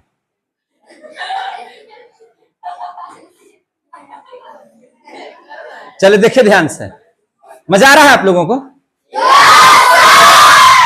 तो दूध से मक्खन हो गया, तो आपसे अगर मक्खनवा ऊपर काहे आ जाता है, उसका घनत्व क्या है, कम है। आपसे कोई पूछेगा कि मक्खन का घनत्व ज्यादा कि, देखिए तो दूध का क्या है घनत्व, क्या हो जाएगा, ज्यादा। दूध का घनत्व ज्यादा और मक्खन का घनत्व मेरे भाई कम। कम है तब ना अच्छा ला जाएगा ऊपरे। पृथ्वी पर मिट्टी ही क्यों आई, सोना चांदी कोयला पत्थर ईंटा सब नीचे काहे चला गया, जो जितना भारी था वो उतना नीचे गया, जो कम भारी था ऊपरे आ गया। तो मिट्टी हल्की थी ऊपरे आ गई, बाकी खनिज सब कहां चला गया, नीचे। जब आपको भूगोल पढ़ाएंगे तो पढ़ाई करते हैं सब चीज, है कि नहीं। पृथ्वी का निर्माण कैसे हुआ, पृथ्वी के अंदर सारे चीज कैसे है, बस उसी तरह से इसको भी है। इसे में हार्ड ही रे, छठा हो गया खत्म, अब 4 गो तो आओ वही है, 7वां देख लीजिए। अच्छा एक चीज देखिए, आपको एक और उदाहरण देते हैं।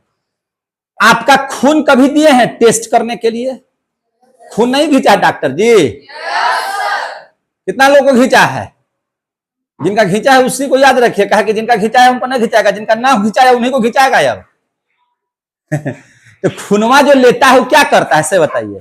तो खूनवा ले करके उसको मथता है, ऐसे ऐसे ऐसे ऐसे कर करके, ऐसे ऐसे कर करके मथेगा। वो क्या करेगा, डॉक्टर मन क्या करता है, मथता है खूनवा को, क्या करता है, अपकेंद्रीकरण करता है, मत देता है उसको।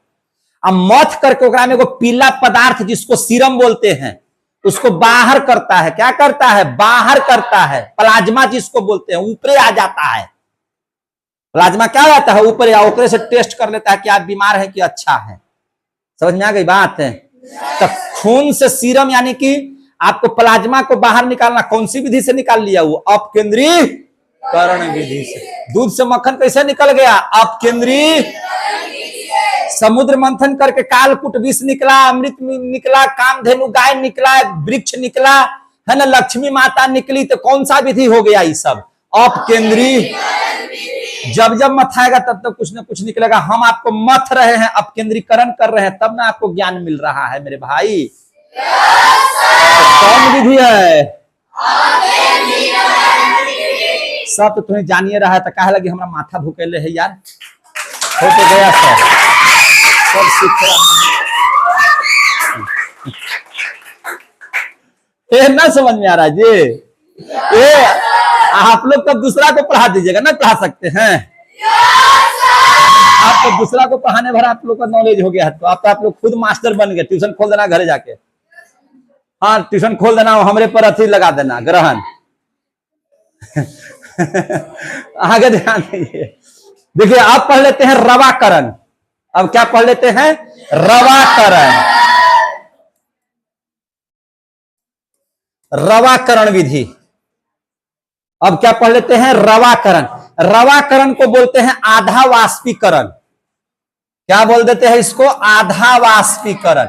ज्यादा देरी तक गर्म नहीं करना है, आधा गर्म करना है। कितना गर्म करना है? आधा। कितना गर्म करना है? आधा। आधा गर्म कीजिएगा तब क्या होगा? धुलकन सब अलगे, अब मेन जो पदार्थ है वो क्या हो जाएगा? अलग।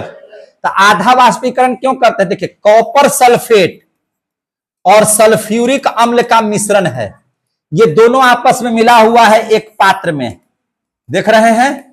इसमें किसका किसका मिश्रण है? तो इसमें भैया CuSO4 प्लस H2SO4 माने कॉपर सल्फेट और सल्फ्यूरिक अम्ल माने हाइड्रोजन सल्फेट का मिश्रण है। तो इसमें हम लोगों को अगर कॉपर सल्फेट और सल्फ्यूरिक अम्ल को अलग कैसे करेंगे? देखिए ध्यान से। तो जब ये दोनों मिला हुआ है तो इसको थोड़ा सा वाष्पीकरण करेंगे। क्या करेंगे? वाष्पीकरण। जब थोड़ा सा यानी कि आधा वाष्पीकरण करेंगे तब क्या होगा? सल्फ्यूरिक अम्ल जो है तैरते रह जाएगा, लेकिन कॉपर सल्फेट जो है एक रवा के तरह यहां पर हो जाएगा जमा। यहां पर क्या हो जाएगा? जमा। क्या हो जाएगा? ये जमा। हल्के वाष्प में ज्यादा कर दीजिएगा तो ये भी बाहर निकल जाएगा फिर।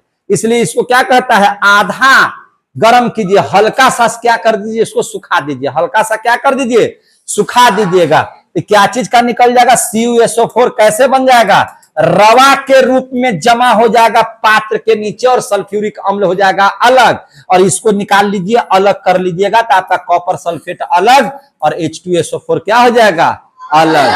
इस विधि को चूंकि यह रवा की तरह प्राप्त हुआ, मैंने कटोरवा में आगे पीछे सट के, जैसा सटल का उजर का टाइप के सट गया तो रवा की तरह प्राप्त हुआ, इसलिए इसको हम लोग कौन सी विधि कहेंगे? रवाकरण विधि। कौन सी विधि? रवाकरण विधि। क्लियर हो गया? अब आ जाइए, 7 को हो गया ना, हो 8वां में।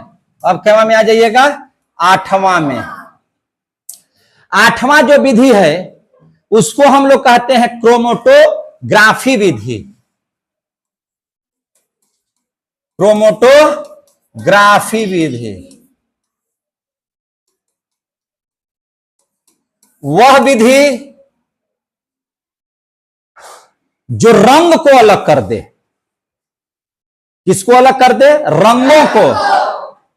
जो रंगों को अलग कर दे, कलर को अलग कर दे, उस विधि को हम लोग क्या कहेंगे? क्रोमैटोग्राफी। या इसी विधि का दूसरा नाम है वर्ण क्रम विधि। इसी को हम लोग क्या कहते हैं? वर्ण क्रम विधि। इसको क्या बोलते हैं? वर्ण क्रम विधि।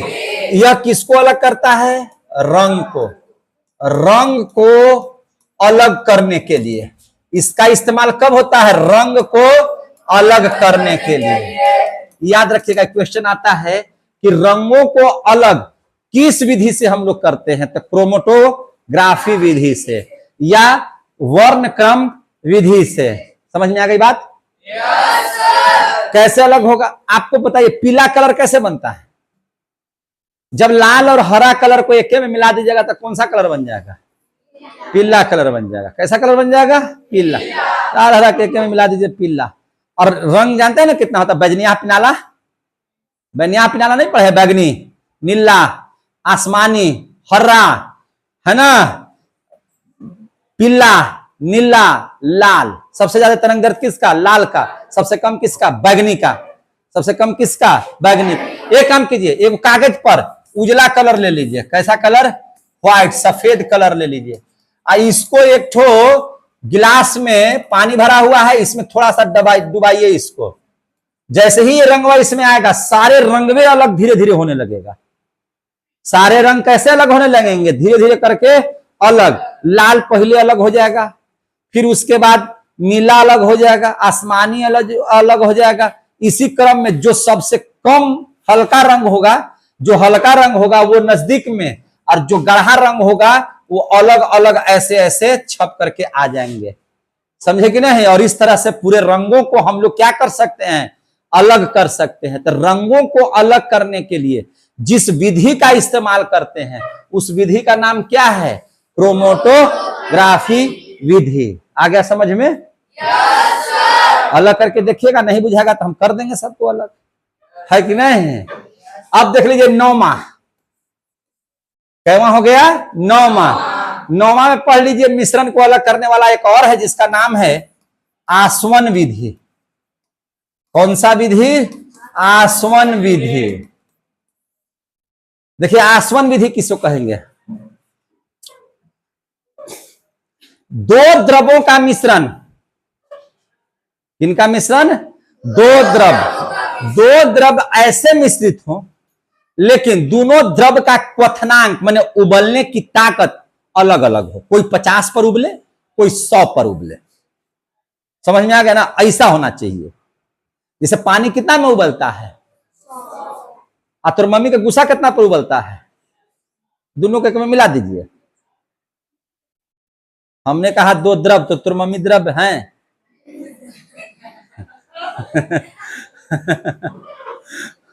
ध्यान से समझिए, ध्यान से समझिए, ध्यान से समझिए। दो ऐसे द्रव्य का मिश्रण जिनका क्वथनांक का अंतर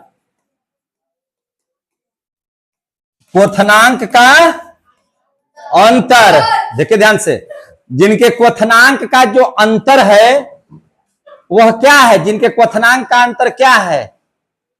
जिनका क्वथनांक का अंतर विशेष हो। कैसा हो? विशेष हो। माने दो गो द्रव्य ऐसा मिले आपस में जिनके उबलने की, क्वथनांक का मतलब क्या? उबलने का टेम्परेचर बहुत अलग अलग हो।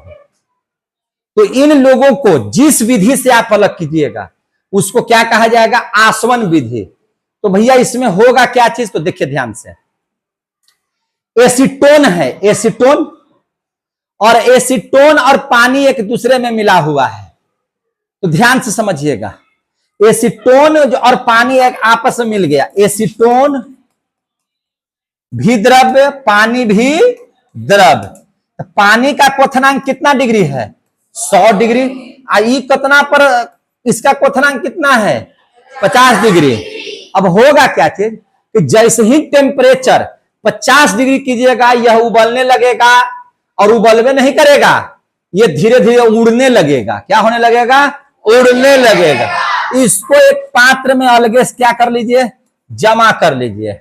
और जो पानी होगा, चूंकि पानी तो 50 डिग्री पर उबलेगा नहीं, वह कितना पर उबलेगा? 100 पर। जब तक कि 100 नहीं होगा तब तक एसीटोन यहां से घसक करके कहां आ जाएगा? इसमें। इसमें खाली क्या बच जाएगा? पानी। इसमें खाली क्या बच जाएगा? पानी। आ रहा है समझ में? एसीटोन उबलते उबलते कहां उड़ करके चला आएगा? दूसरे पात्र में। और चूंकि पानी तो उबलेगा भैया, 100 होगा तब ना। तो उबलिए नहीं रहा है तो उड़ जाएगा ही जे, आई चलाएगा यहाँ। तो अलग अलग दोनों हो गया। तो इस विधि को कौन सा विधि कहेंगे? आसवन विधि। जब दो द्रव आपस में मिले हैं और क्वथनांक में अंतर है तो उन लोगों को अलग करने के लिए किस विधि का इस्तेमाल करते हैं? आसवन विधि का। किस विधि का? आसवन विधि। चलिए अब एक ठो अंतिम पढ़ लीजिए। एक क्या पढ़ लीजिएगा अंतिम में? 10वां नंबर में ये है आसवन विधि। अगला जो हम पढ़ा रहे हैं उसको कहेंगे प्रभाजी आसवन विधि। इसको क्या कहेंगे? प्रभाजी आसवन विधि। तो सर इसको प्रभाजी आसवन विधि क्यों कह रहे हैं? तो बात को समझिए इधर पहले। इसको प्रभाजी आसवन क्यों कह रहे हैं? तो देखिए, इसमें दोनों का क्वथनांक में भारी अंतर था, लेकिन इसमें दो ही द्रव्य था। लेकिन इसमें क्या होगा? 2 से अधिक द्रव्य होंगे और उनके क्वथनांक, उनके उबलने का जो अंतर होगा बहुत ज्यादा नहीं होगा। कोई 100 पर उबलेगा तो कोई 95 में उबलेगा, कोई जो है से 105 पर उबल जाएगा, कोई 90 पर उबल जाएगा। ज्यादा उनके क्वथनांक में अंतर नहीं हो, दो से अधिक द्रव्य जब आपस में मिले हों तो उनको अलग करने के लिए किस विधि का इस्तेमाल करते हैं? प्रभाजी आसवन विधि। इसलिए आसवन के पहले क्या लग गया? प्रभाजी। क्या लग गया? प्रभाजी। समझ में आ रही है बात जो बोल रहे हैं? इस फिर से समझ लीजिए, आसवन विधि में दो द्रव्य था, लेकिन क्या उनके क्वथनांक का अंतर कम था ज्यादा कि बहुत ज्यादा अंतर था? बहुत ज्यादा अंतर था क्वथनांक का। उबलने का जो टेम्परेचर था बहुत गैपिंग था उन लोगों में। लेकिन इसमें एक तो सबसे पहले कि दो से अत्यधिक द्रव्य हो, देखिए ध्यान से, दो से अधिक द्रव्य, दो से अधिक द्रव्य मिला हो आपस में, द्रव्य क्या हो? मिला हो। कट नहीं ना रहा है? हो, दो से अधिक द्रव्य मिला हो, नहीं ना कट रहा है मेरे भाई? बोल भी नहीं करता है यार। हाँ, दो से अधिक द्रव्य क्या हो? मिला हुआ हो। पहला बात यह होना चाहिए सभी का क्वथनांक एक दूसरे के आसपास हो, एक दूसरे के आसपास हो, अर्थात ज्यादा का अंतर न हो, अर्थात ज्यादा का अंतर न हो, क्वथनांक में ज्यादा का अंतर न हो। तो इन लोगों को अलग करने के लिए किसका इस्तेमाल करते हैं? प्रभाजी आसवन विधि का। अब देख लीजिए एग्जाम्पल के तौर पर, जितने भी पेट्रोलियम पदार्थ हैं, जितने भी पेट्रोलियम पदार्थ हैं जो समुद्र के किनारे मशीन लगा करके निकाले जाते हैं, उनको हम लोग कैसे निकालते हैं? पेट्रोल, डीजल, किरोसिन, प्राकृतिक गैस, मोम को कैसे बाहर निकालते हैं? तो प्रभाजी आसवन विधि के ही प्रयोग से। समझे कि नहीं? कैसे? प्रभाजी आसवन विधि के प्रयोग से। जब प्रभाजी आसवन विधि कीजिएगा, अपनाइएगा, तो सबसे पहले पेट्रोलियम पदार्थ में क्या चीज बाहर निकलेगा? Petroleum gas. क्या बाहर निकलेगा? Petroleum gas. जिसका क्वथनांक कम होगा पहले वही निकल जाएगा। अरे जिसका जो है, हाँ, क्वथनांक कम होगा वो पहले निकल जाएगा। अब जैसे देख लीजिए, पेट्रोलियम गैस के बाद देखते हैं, पेट्रोल कभी भराने गए होंगे तो देखिएगा फटाक से उड़ जाता है, वो धूप में भी उड़ना शुरू हो जाता है, गैस बनना शुरू हो जाता है। समझे कि नहीं? तो कमे टेम्परेचर पर उबलने लगता है, वो कमे टेम्परेचर पर उड़ने लगता है वो। समझे कि नहीं? तो सबसे कम ताप पर जो उबल जाए वह क्या है? Petroleum gas. उसके बाद कौन? पेट्रोल। उसके बाद कौन? पेट्रोल। इसके बाद किरोसिन। इसके बाद कौन? किरोसिन। और तब जाके क्या चीज? डीजल। तब जाके क्या चीज? डीजल। डीजल बहुत जल्दी नहीं उड़ता है। और तब जाकर के इसके बाद जो मोम नीचे बचा हुआ है वो सब। और इस विधि के द्वारा हम लोग, प्रभाजी आसवन विधि के द्वारा हम लोग diesel, petrol, kerosene, petroleum gas, ये सबको हम लोग अलग अलग करते हैं। चैप्टर समाप्त।